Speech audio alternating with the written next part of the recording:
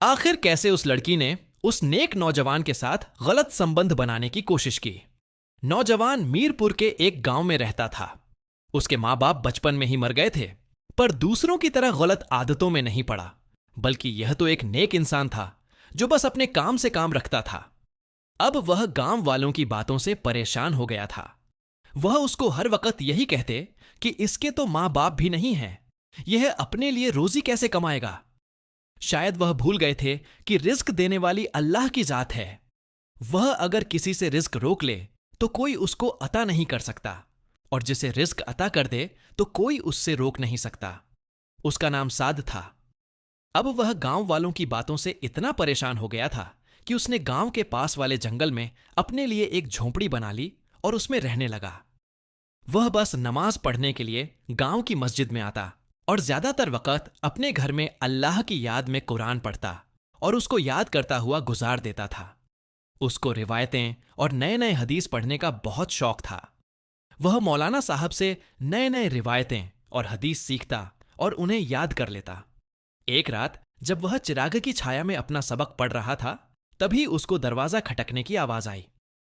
उसने दरवाजा खोला तो एक हसीन लड़की थी जो जंगल में भटक गई थी। देखने से तो वह उस गांव की नहीं लगती थी।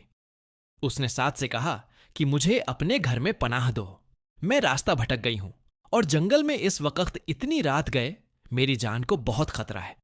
हालत की नाजुकी को समझते हुए उसने लड़की को अंदर आने दिया और दरवाजा बंद कर दिया। उसे सोने के लिए जगह और एक चादर दे दी और खुद अपनी जगह जाकर दोबारा अपना सबक याद करने लगा। उसे मालूम था कि रसूल अल्लाह ने फरमाया कि जब एक लड़का और लड़की कमरे में अकेले होते हैं तो उनके दरमियान तीसरा शैतान होता है। वह सारी रात अपना सबक याद करता रहा और कभी चिराग पर हाथ रखता तो कभी हटाता। वह लड़की भी उसको देखती रही, क्योंकि उसके इस अमल को देखकर उसे भी नींद नहीं आ रही थी। वह भी चाहती थी कि वह मुझसे बात करे। शैतान उसके दिल में वसवसा डाल रहा था और वह दिल ही दिल में उससे हराम संबंध कायम करने का सोच रही थी। पर वह क्या करती। आखिरकार ऐसे ही सुबह हो गई और जैसे ही सूरज की रोशनी थोड़ी सी निकल आई और रात की तारीकी बेदार हो गई, साद ने लड़की को घर से निकाल दिया और कहा कि अब और बर्दाश्त नहीं होता। आखिर वह भी एक लड़का था। शैतान उसको भी जिना की तरफ माइल कर रहा था। थोड़ी देर तक जंगल में चलने पर उसे घोड़ों की आवाज आने लगी और तभी अचानक एक बादशाह आया जो उसको देखकर खुश हो गया और कहा कि बेटी, तुम कहां थी। दरअसल यह लड़की बादशाह की बेटी थी।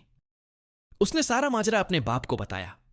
जब उसके बाप ने यह सुना कि वह पिछली रात एक लड़के के साथ थी, तो उसने उस लड़के को मारने का हुक्म सुना दिया।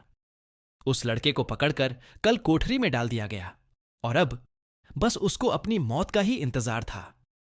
बादशाह की बेटी ने बहुत इसरार किया कि उसने उस लड़के से कुछ पूछना है, जिस पर उस लड़के को दरबार के सामने पेश किया गया। बादशाह की बेटी ने उससे पूछा कि उस रात तुम बार बार चिराग पर हाथ क्यों रख रहे थे। साद ने कहा कि शैतान मेरे दिल में भी वसावसा डाल रहा था और मुझे जिना और बदकारी करने की तहरीक कर रहा था। पर जब भी वह मेरे दिल में वसावसा डालता तो मैं चिराग पर हाथ रख लेता और अपने आप से कहता कि अगर यह आग बर्दाश्त कर लूं तो जिना करूंगा, क्योंकि नबी अकरम ने जानी शख्स के बारे में फरमाया कि उसे दोजख में दर्दनाक अजाब होगा और जानी शख्स को पीप पिलाई जाएगी। इस वजह से मैं गुनाह से बचा रहा और सुबह होते ही आपको घर से बाहर निकाल दिया। जब बादशाह ने यह बात सुनी तो उसको एहसास हुआ कि इस तरह का कामिल मुसलमान जिसके दिल में अल्लाह का खौफ और डर हो, वह जिना जैसा लानती काम कर ही नहीं सकता। बादशाह ने उसको जाने दिया और अपनी बेटी से उसका निकाह करवा दिया और ऐलान करा दिया कि मेरे बाद यह बादशाह बनेगा। अल्लाह अपने से मोहब्बत करने वालों को कभी तन्हा नहीं छोड़ता।